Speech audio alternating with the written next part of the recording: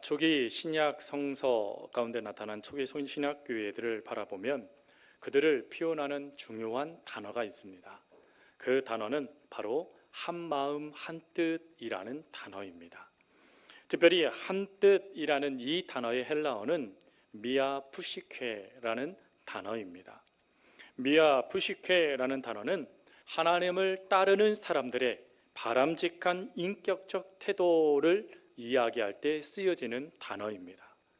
특별히 이 단어는 그 초기 교회에서 먼저 쓰여졌던 단어가 아니라 이 당시에 철학자들에 의해서 먼저 쓰여졌던 단어였습니다. 특별히 아리스토텔레스의 니코마코스의 윤리학이라는 책에 바로 이 한뜻 미아푸시케라는 단어가 사용되었습니다. 그 의미는 사랑의 공동체라는 의미입니다. 근데 그 의미를 신약교회에서 그대로 채용한 것은 바로 교회가 사랑 공동체였기 때문입니다. 그래서 교회는 사랑 공동체로서의 삶을 살아가기 위하여 미아푸시케라는 단어를 채용하여 교회 다음에 또 교회가 앞으로 나아갈 방향에 대한 중요한 기준으로 삼은 것이 바로 한뜻 미아푸시케라는 단어이죠. 이 단어가 실제가 되었던 사건이 바로 사도행전 4장 32절에 나와 있는 초대교회의 모습입니다. 믿는 무리가 한 마음 한 뜻이 되어 모든 물건을 서로 통용하고 자기 재물을 조금이라도 자기 것이라 하는 이가 하나도 없더라.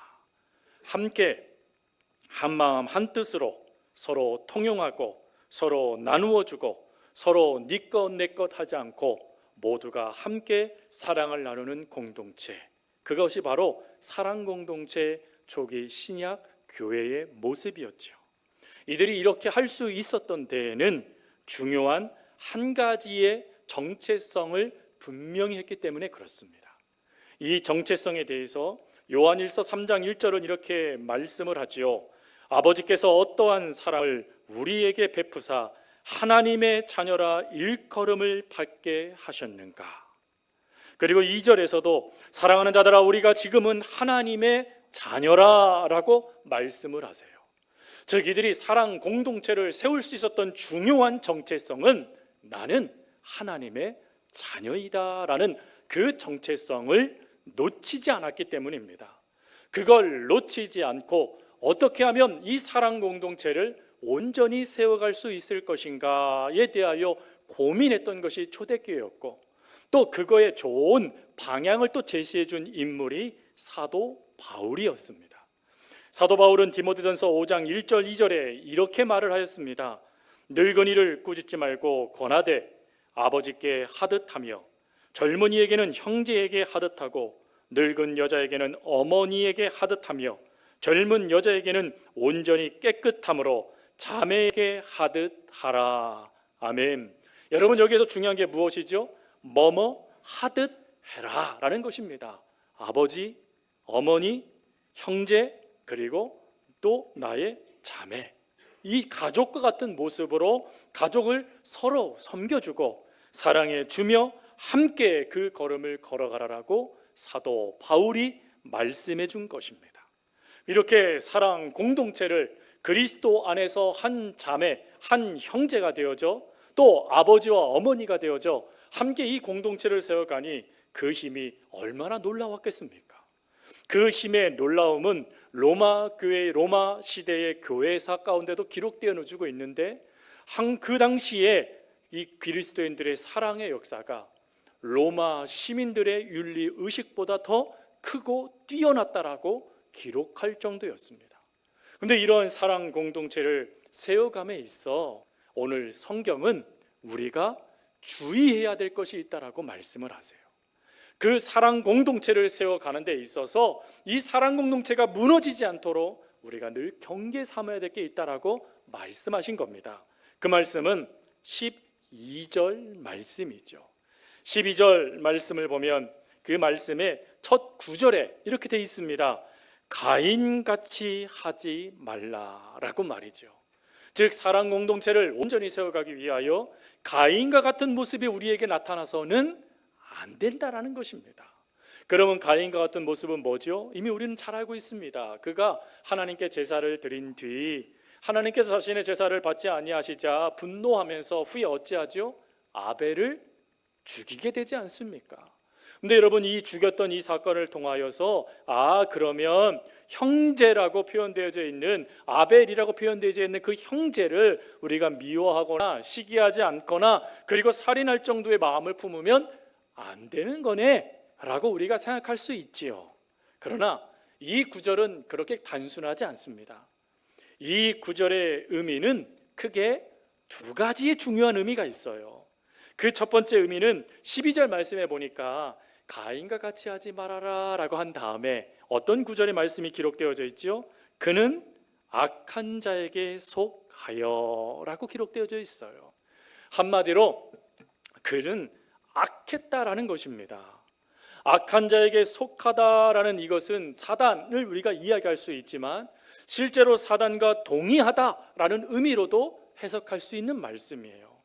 그가 지금 분명한 것은 하나님의 자녀이지 않습니까? 그 축복의 역사를 대로 물림받는 자녀예요. 근데 그의 마음에 악이 찾아왔다라는 거예요. 악. 근데 그 악이 찾아왔을 때 어떠한 태도로 이 악을 극복해야 되느냐를 기억해야 된다라는 것입니다. 사실 악이라는 것은 끊임없이 우리 속에 다가와요. 그래서 성경은 우리를 뭐라고 표현하지요? 우리는 태어날 때부터 악하다라고 이야기를 하시는 거죠. 즉 우리는 악하다라는 것을 늘 인정하셔야 된다라는 것입니다. 내가 악한 자라는 것을 인정하면 비로소 이 악한 문제를 해결하실 이신 예수님을 더 믿을 수 있고 의지할 수 있기 때문에 그렇습니다.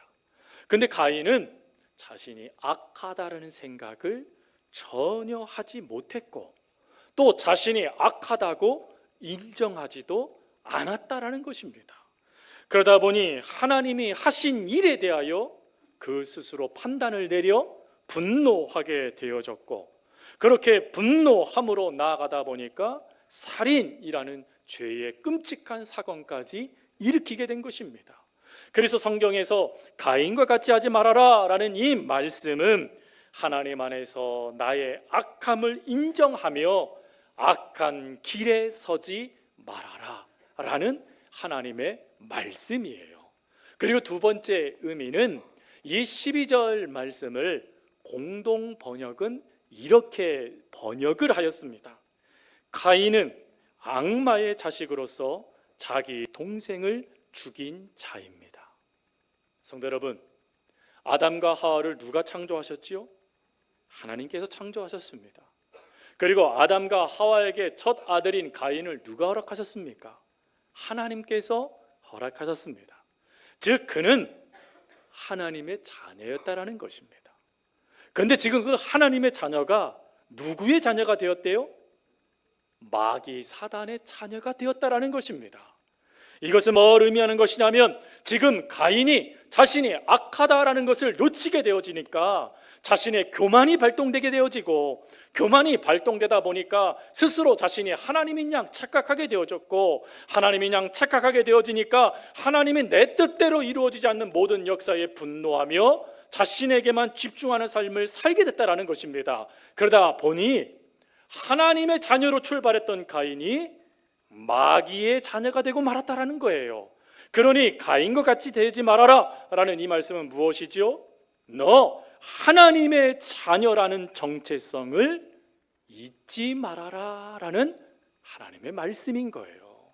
성도 여러분, 우리는 마귀 사단의 자녀가 아닙니다. 우리는 누구의 자녀죠? 하나님의 자녀이죠. 옆에 분에게 한번 고백해 보겠습니다. 당신은 하나님의 자녀이십니다.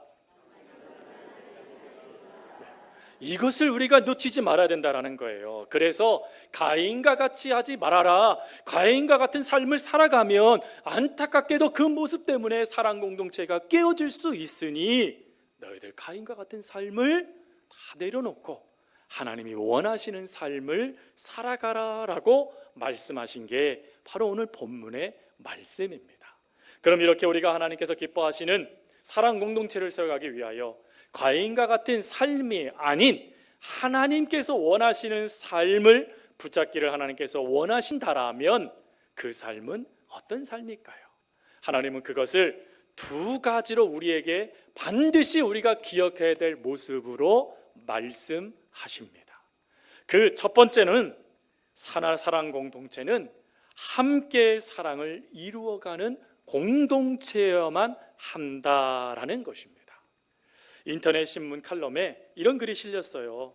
중국 정부가 분석한 한국 독립운동 분열의 4가지 원인, 소제목으로 임시정부나 독립단체들이 미국과 중국의 승인을 받지 못한 이유 4가지라고 이야기를 했어요. 근데 4가지는 사실은 2가지더라고요. 2가지. 그 첫 번째는 뭐냐? 민족성에 단결정신이 없었다라는 것입니다. 민족성에. 그리고 두 번째로는 각 당파 간의 시기가 너무 심했다라는 거예요. 즉 하나 되지 못함이 안타깝게도 그것이 독립운동의 역사에 시너지가 되지 못하고 오히려 역행하여 독립운동을 방해하는 모습이 되었다라는 것입니다. 그런데 이런 모습이요 단지 독립운동에만 나타날까요? 아니죠. 안타깝게도요 교회 안에도 사랑 공동체 안에도 이 모습이 얼마든지 나타난다라는 것입니다. 여러분 얼마 전에 이단 보고서가 발간됐는데 그 이단 보고서에 의하면 왜 많은 성도들이 이단에 빠지는가에 대하여 한 줄로 이렇게 요약을 했어요. 많은 성도들이 교회를 떠나고 이단에 빠지는 이유는 교회가 사랑을 잃어버림으로 인하여 성도는 더 외롭고 소외되며 불만과 실망감 속에 힘들어하기 때문이고 그 순간 이단은 그 속을 파고들어와 거짓 사랑을 전하며 그들의 세력을 확장하고 있기 때문이다 라고 이야기를 했습니다. 즉 교회가 열정이 없고 또 신앙교육을 제대로 못 줘서 성도들이 이단에 빠지는 게 아니라는 거예요. 물론 그런 이유도 있겠지요. 그러나 그런 이유보다 더 중요한 이유는 교회 안에 사랑이 느껴지지 못했다라는 거예요. 사랑의 그 따스함, 또 사랑의 그 이해함, 사랑의 그 너그러움, 사랑의 그 관용, 사랑의 그 어머니 품처럼 품어주는 그 모습이 교회 안에 없게 되어지니 그 배고픈 사랑의 갈망을 이단이 정확하게 알고 치고 들어와 그의 영혼을 빼앗아가 버린 결과가 이렇게 이단에 많은 성도들이 빠지게 된 것이라는 겁니다. 여러분 이런 말씀을 들으면 우리는 가인이 하나님께서 아벨을 찾으실 때에 그가 했던 말을 우리도 할 수 있어요. 하나님께서 네 아우 아벨이 어디 있느냐라고 물었을 때 창세기 4장 9절에 그가 뭐라고 말을 하지요? 내가 내 아우를 지키는 자이니까 라고 이야기합니다. 하나님 내가 그 성도 내가 책임져야 될 자입니까? 라고 말하는 모습이요. 또 고린도전서 9장 12절 말씀에 가보면 다윗이 고린도 교회의 문제를 해결하기 위해서 그것에 편지를 쓰면서 그들의 잘못들을 그대로 다 고발시켜버립니다. 들춰내버려요. 그 들춰내면서 그들을 질책하듯이 말을 하지만 실제로는 그들을 포기하지 않습니다. 즉 그들의 잘못된 것들은 끊임없이 들춰내고 너희들 이 모습 끊어내야 돼. 그래야 하나님의 자녀로 설 수 있어 라고 말하면서 끊임없이 그들을 향하여 참아줘요. 그 참아줌을 이 구절에 이렇게 말을 해요. 다른 이들도 너희에게 이런 권리를 가졌거든 하물며 우리일까 보냐. 그러나 우리가 이 권리를 쓰지 않고 범사에 참는 것은 그리스도의 몸에 아무 장애가 없게 하려 함이로다. 그리스도의 복음 안에 그들과 변화될 수가 있다라면 나 참겠다는 게 사도 바울의 고백이에요. 근데 우리는 어떠합니까? 하나님, 내가 언제까지 참아야 됩니까? 하나님 나 참을 만큼 참았어요 라고 우리가 혹 이야기하지는 않습니까? 여러분 참을 만큼 참다라는 이 말을 우리 주변에 여러분들의 모습을 보고 있는 이들이라면 어느 정도 인정하실 수도 있는 모습일 거라고 저는 생각해요. 그런데 여러분 사람들의 인정보다 더 중요한 인정은 하나님의 인정하심이죠. 하나님도 그렇게 말씀하시는가? 이에 대해서 사도 바울이 고린도전서 13장 사랑장에서 뭐라고 하나님의 마음을 이야기합니까? 사랑은 모든 것을 참으며 라고 이야기해요. 여기서 이 모든 것이라는 이 단어의 원 의미는 끝까지라는 의미입니다. 참을 만큼 참았어요 하나님. 그게 사랑이 아니라 끝까지 참아내는 게 사랑이래요. 근데 여러분 어떠세요? 끝까지 참아내는 거 쉬워요? 어려워요? 어렵지요. 그래서 이 사랑을 이야기할 때 이 사랑을 어디까지 사도 바울은 확장을 하냐면 하나님의 사랑까지 확장을 합니다. 그래서 고린도전서의 이게 13장까지 다가오기 전까지 사도 바울은 고린도 교인들에게 하나님의 사랑이 무엇인지를 끊임없이 설명을 해요. 그리고 그 끊임없이 사랑을 설명한 다음에 사랑은 모든 것을 참습니다 라고 말하고 있다라는 거예요. 하나님도 우리를 향하여 끊임없이 참아주십니다. 왜 참아주시죠? 우리가 온전한 구원, 하나님의 자녀가 되게 하시기 위함이세요. 그 마음을 안다라면 우리도 참을 만큼 참았습니다가 아니라 끝까지 참아주며 또 그가 변화될 것을 믿어주며 사랑을 포기하지 않는 것, 하나님은 그것을 우리가 함께 이루기를 원하신다라는 것입니다. 여러분, 김창욱 교수님의 강의가 아주 유명하잖아요. 저도 즐겨 듣는 강의입니다. 이 강의에 제가 아주 좋아했던 영화를 가지고 강의를 했던 내용이 얼마나 인상 깊었는지 제가 그것을 적었다니까요. 제가 웬만하면 안 적는데 적었어요. 그 영화가 아바타라는 영화입니다. 아바타라는 영화가 얼마나 여러분 신드롬을 일으켰습니까? 근데 그 영화에 나비족이 행했던 인사말을 가지고 강의를 하시더라고요. 여러분, 나비족이 서로 만나면 뭐라고 인사하는지 아세요? 네, ICU라고 인사를 한대요. 여러분, ICU라는 이 인사말은 뭐죠? 나는 너를 본다라는 인사말이잖아요. 그냥 간순하게요. 그런데 교수님은 이거를 확대시키더라고요. 즉 영화의 전체의 내용을 압축시킬 수 있는 인사말이 ICU라는 거예요.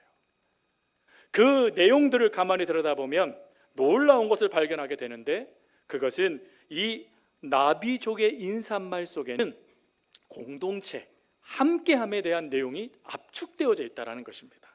그래서 이렇게 설명을 해요. 이 말은 단순하게 나는 너를 본다라는 뜻이 아니라 온전히 그 사람의 마음과 전체를 바라본다라는 것이고, 그 안에는 그 상대방에 대한 절대적인 지지와 신뢰를 담고 있는 말이다. 즉 많은 생명이 자신의 생명 안에 들어와 있음을 느꼈기에 기꺼이 자신의 목숨까지도 내어놓을 각오를 다지는 인사말이 ICU다 라고 이야기를 하시더라고요. 그 사람이, 상대방이 내 안에 들어와 있대요. 상대방이 내 안에 들어와 있기 때문에 내 안에 들어와 있는 상대방을 믿는 믿음을 가지고 끝까지 그를 사랑하며 심지어 내 목숨까지도 내어놓을 수 있는 마음, 그게 ICU로 표현되어진 인사말이라는 것입니다. 여러분, 이 인사말을 제가 듣고 왜 적었을까요? 그것이 바로 우리 기독교 하나님을 믿는 자녀들의 인사말이어야 하기 때문에 그렇습니다. 성도 여러분, 사도 요한은 우리에게 이렇게 권면하였어요. 요한일서 4장 10절 11절 말씀, 사랑은 여기 있으니 우리가 하나님을 사랑한 것이 아니요 하나님이 우리를 사랑하사 우리 죄를 속하기 위하여 화목제물로 그 아들을 보내셨습니다. 사랑하는 자들아, 하나님이 이같이 우리를 사랑하셨은즉 우리도 서로 사랑하는 것이 마땅하도다. 서로 사랑하는 것이 뭐하대요? 마땅하대요. 언제까지 사랑해야 될까요? 끝까지. 그 영혼이 변화되어져 하나님의 자녀로 설 때까지. 서서도 실수할 수 있죠. 그래도 사랑해줘야 된다는 것이 하나님의 뜻이에요. 분명한 것은 하나님은 우리를 그런 사랑의 공동체로 우리를 불러주셔서 자녀 삼아 주셨습니다. 그러니 우리는 매 순간 나와 우리 서교회가 사랑의 공동체로 온전히 서가고 있는가를 끊임없이 되돌아봐야 된다는 것이에요. 그러기 위해서는 한 가지만 체크해 보면 돼요. 한 가지. 엄청 많은 것이 있겠지만 한 가지요. 그것은 나와 교회 안에 한기가 느껴지는가, 온기가 느껴지는가를 점검해 보면 알 수 있어요. 여러분은 어떠세요? 여러분들은 한기를 느끼시고 다니십니까? 아니면 온기를 나누어 주고 계십니까? 온기라는 이 단어를 살펴보니까 혼자가 아닌 함께함으로 주어지는 따스함이라는 뜻을 담고 있더라고요. 함께할 때 따뜻해진다라는 거예요. 성경은 여러분 이것을 삼겹줄로 또 표현하기도 하지만 장작을 가지고도 우리가 이야기할 수 있잖아요. 장작은 금방 꺼져요. 그러나 함께 더해지면 활활 타올라서 요리도 만들고 또 우리의 몸도 따뜻하게 하는 에너지 힘이 되지 않습니까? 바라기는 우리 서호교회가 또 성도님들이 온기를 나누어주는 사랑의 사도들이 될 수 있기를 바랍니다. 그럴 때 우리 교회는 사랑으로 소문난 교회, 사랑의 공동체가 세워지는 믿음의 교회가 될 줄 믿습니다. 그리고 두 번째, 또 우리가 하나님 안에서 기억해야 될 것은 하나님과 관계 속에서 사랑의 실제가 되어진다는 것을 믿어야 된다는 것입니다. 여러분 본문 12절에 가인과 같이 되지 않아야 된다라고 말씀하시는 이 말씀의 내용이 되는 말씀이 창세기 4장의 말씀이죠. 근데 창세기 4장의 말씀은 어떻게 말씀이 시작되냐면 아담과 하와가 에덴 동산에서부터 쫓겨나는 말씀으로부터 시작이 됩니다. 불순종의 결과로 아담과 하와는 에덴에서 추방당하게 되죠. 그리고 그 저주의 모습으로 그들이 낳은 아들이 누구였냐면 가인이었습니다.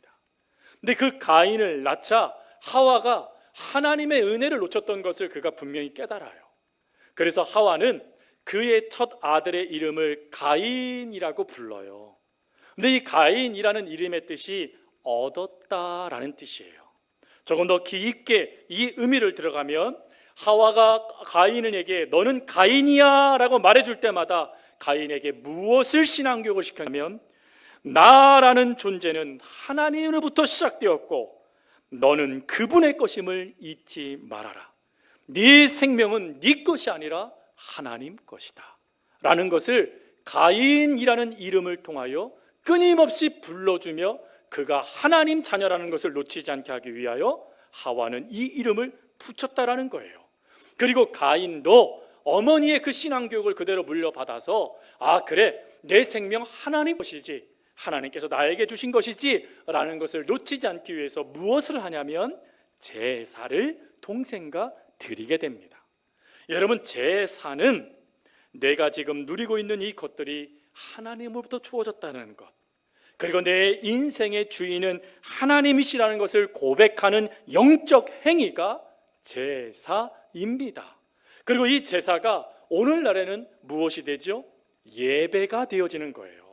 그러니 이 예배의 핵심은 내가 은혜 받으려고 하는 게 핵심이 아니라 예배는 하나님 안에서 내 존재를 확인하는 통로이고 그리고 하나님의 하나님 되심을 확인하는 신앙의 자리가 예배의 자리입니다. 그래서 우리는 이 예배의 자리에 설 때마다 내 인생의 주인은 하나님이십니다. 내 삶을 책임져 주실 분은 하나님이십니다. 하나님, 나는 하나님을 떠나서는 아무것도 할 수 없습니다 라는 것을 믿음으로 고백하며 하나님을 만나는 시간이 바로 예배의 시간인 거죠. 근데 이런 예배의 시간, 제사의 시간에 문제가 발생되어져요. 그 문제를 창세기 4장 5절은 이렇게 이야기합니다.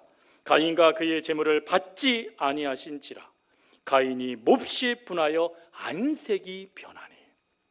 질문을 드려요. 성도 여러분, 지금 가인이요 누구 때문에 화가 났습니까? 동생 때문인가요? 하나님 때문인가요? 네, 지금 가인이 분노하고 있는 것, 그리고 그 분노의 감정을 방치하여 후에 아벨을 죽이게 된 원인은 하나님을 향한 분노 때문이었어요. 하나님을 향한 분노가 발생되어지니까 그 분노를 해결하지 못하니 그것이 죄의 문을 열게 되어졌고, 문을 열은 것으로 끝나지 않고 죄의 실제가 되고 말았다라는 것입니다. 그러면 그가 왜 이렇게 분노했을까요? 이 모습에 대해서 히브리서 11장 4절은 이렇게 말을 해요. 믿음으로 아벨은 가인보다 더 나은 제사를 하나님께 드림으로 의로운 자라 하시는 증거를 얻었으니. 아벨은 무엇으로 하나님께 예배를 드렸대요? 믿음으로요. 믿음으로. 여러분, 아벨이 제사를 드리고 제물을 하나님께 드리고 가인이 하나님께 제물을 드리는 것은 사실은 동일해요. 그런데 문제는 그 자세가 달랐다라는 거예요. 아벨은 믿음으로 내 인생의 주인은 하나님이시다는 것을 인정하며 하나님께 집중을 했던 반면, 가인은 제물에게 집중하며 받을 복에만 그 마음을 두었다라는 거예요. 믿음은 믿음의 주이신 이, 온전케 하시는 이, 바로 예수 그리스도를 바라보는 게 믿음이잖아요. 그런데 하나님을 바라봐야 될 믿음의 자리에 내가 받을 복에만 집중하고 있었다라는 것입니다. 그러다 보니 믿음이 세워지지 않다 보니까 어떻게 될까요? 하나님과의 바른 관계가 세워지지 않아요. 바른 관계가 세워지지 않게 되어지니까 어찌 됩니까? 하나님께서 성경 말씀에 보니까 거절하셨다라고 되어져 있지만 원의미는 반기지 아니하셨다라는 거예요. 여러분, 반기지 않다라는 것과 거절했다라는 것은 다른 의미입니다. 거절은 아예 NO 했다라는 뜻이에요. 반기지 않았다는 거 뭐죠? 받으시기는 받으시는데 영 마음이 내키지 않으셨다라는 걸 말하는 거예요. 즉 가인의 제사를 아예 하나님이 받지 않으셨다는 뜻이 아니에요. 무엇인가 잘못되고 있다는 것을 보여주고 계시는 거예요. 가인아, 내가 네 제사는 받지만 너 지금 뭐 놓치고 있지 않니? 하나님이 지금 그걸 말씀하시는 거예요. 그러면 가인이 즉시 깨달아야 되잖아요. 아, 내가 뭘 놓쳤지? 아벨, 너는 하나님께 어떻게 예배를 드렸어? 저 하나님께 믿음으로 드렸어요. 믿음? 아이고야, 내가 믿음 놓쳤네. 이러면서 그 믿음을 세워가는 계기가 돼야 되지 않겠습니까? 근데 가인이 뭐가 없었어요? 믿음이 없었어요. 믿음이 없게 되어지니까 하나님에 대해서 하나님의 뜻도 제대로 이해하지 못하고 오히려 하나님이 받으셨지만 이거 말고 다른 거 드려야 돼 라는 하나님의 말씀을 이해하지 못한 채 자신이 거절당했다라는 생각에만 사로잡혀 그 마음이 갈기갈기 찢어지게 됩니다. 즉 상처받아 버린 거예요. 하나님의 의도는 가인아, 너 이거 말고 다른 건 나에게 드려야 되잖아. 그것도 내게 드려야지 라는 하나님의 뜻인데 이거 말씀이 안 들려요. 왜? 믿음이 없으니까요. 안 들리니까 그냥 내 생각대로 하나님이 거절하셨어. 나 상처받았어. 상처받았다라는 생각에 집중하게 되니까 분노가 포출되어 버리는 거예요. 여러분, 상처라는 것은 참 무섭습니다. 한번 내가 받은 상처가 아물어지면 얼마나 좋겠습니까? 근데 상처는 비슷한 상황이 주어지면 또다시 발동돼 버려요. 이게 상처의 무서움이에요. 근데 이 상처를 하나님이 찢어주세요. 그 찢어주심의 역사가 성령의 인치심이에요. 성령님께서 역사하시면 이 상처는 아물어버려요. 발동되지 않습니다, 여러분. 그러나 하나님을 온전히 믿지 못하게 되니 하나님의 역사가 그에게 주어지지 못합니다. 주어지지 못하게 되니 바른 관계가 세워지지 못하게 되고, 바른 관계가 세워지지 못하게 되니까 하나님을 인정하지도 않게 되어지고, 하나님을 인정하지 않게 되어지니까 그가 하나님의 은혜 가운데 죄를 다스리고 마음을 다스리며 삶을 살아갈 수 있는 그 권한이 박탈당하게 되어져요. 그래서 죄에 사로잡힌 인생, 그리고 그 상한 감정을 그대로 방치함을 통하여 마귀 사단이 역사하여 죄의 실제를 행하는 죄인이 되고 만 것입니다. 성도 여러분, 그래서 성경은 우리에게 끊임없이 우리가 하나님의 그 사랑 안에 있어야 된다라고 말씀하시는 거예요. 요한일서 4장 16절 말씀, 하나님은 이렇게 말씀하세요. 하나님이 우리를 사랑하시는 사랑을 우리가 알고 믿었노니 하나님은 사랑이시라. 사랑 안에 거하는 자는 하나님 안에 거하고 하나님도 그의 안에 거하시느니라. 하나님 안에 있으면 사랑의 하나님의 모습이 우리 안에 그대로 나타난다라는 거예요. 근데 사랑이 없으면요, 그래서 예수님은 이렇게 말씀하셨죠. 요한복음 15장 5절 말씀, 나는 포도나무요 너희는 가지니 그가 내 안에 내가 그 안에 거하면 사람이 열매를 많이 맺나니 나를 떠나서는 너희가 아무것도 할 수 없습니다. 사랑 우리 안에 없다라는 거예요, 여러분.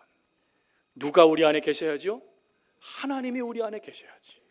하나님과의 바른 관계가 되어져야 사랑의 하나님의 사랑이 우리에게 끊임없이 부어지게 되어지고, 그 부어짐의 역사가 모든 것을 초월하는 사랑의 실제가 되어진다라는 것입니다. 그래서 내가 지금 사랑이 부족하고 무엇인가 날선 말을 이야기하고 더 나아가서 또 무엇인가 내 안에 분노가 표출되어지고 있다면 결국은 지금 누구와 누구 사이가 문제가 된 거죠? 하나님과 우리 사이가 문제가 되고 있는 거예요. 사랑이 채워지지 못하니까 꽹가리 같은 소리만 나오기 시작하는 겁니다. 여러분, 이 모습에 미가 선지자는 이 말을 하였어요. 미가서 6장 6절 8절 말씀에 이렇게 말을 합니다. 내가 무엇을 가지고 여호와 앞에 나아가며 높으신 하나님께 경배할까? 내가 번제물로 1년 된 송아지를 가지고 그 앞에 나아갈까? 여호와께서 천천의 수당이나 만만의 강물 같은 기름을 기뻐하실까? 내 허물을 위하여 내 마다들을 내 영혼의 죄로 말미암아 내 몸의 열매를 드릴까? 사람아, 주께서 선한 것이 무엇임을 내게 보이셨나니 여호와께서 내게 구하시는 것은 오직 정의를 행하며 인자를 사랑하며 겸손히 내 하나님과 함께 행하는 것이 아니냐.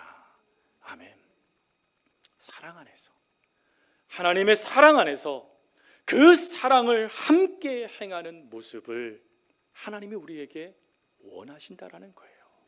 성도 여러분, 우리는 사랑의 이 공동체를 든든히 견고히 세워가야 될 하나님의 자녀들입니다. 그러기 위해서 기억하셔야 될 것, 혼자서는 안 돼요. 함께 하셔야 됩니다. 지금 우리 서호교회 이 예배당에 앉아있는 성도들이 함께 그 손을 붙잡으며 온기를 전해주는 주의 사도들이 되어야 됩니다. 그리고 그러기 위해서는 끊임없이 하나님으로부터 사랑을 덧입는, 하나님 안에서 사랑이 시작되고 있다는 것을 믿음으로 그 사랑 안에서 사랑하는 주의 자녀들이 돼야 합니다. 그럴 때 여러분, 저와 여러분들은 사랑 공동체를 이루어가는 사랑의 사도들이 될 것이고, 저 여러분들의 그 사랑은 이것에 찾아오는 수많은 영혼들을 따뜻하게 하고 하나님의 사랑을 경험케 하며 하나님의 자녀로 세워지는 은혜의 역사가 될 것입니다. 그러니 하나님께서 기뻐하시는 사랑 공동체의 이 모습을 저와 여러분이 함께 살아내고 하나님을 의지함으로 그 역사를 보여줄 수 있는 저 여러분들의 삶이 될 수 있기를 간절히 주님의 이름으로 부탁드립니다. 우리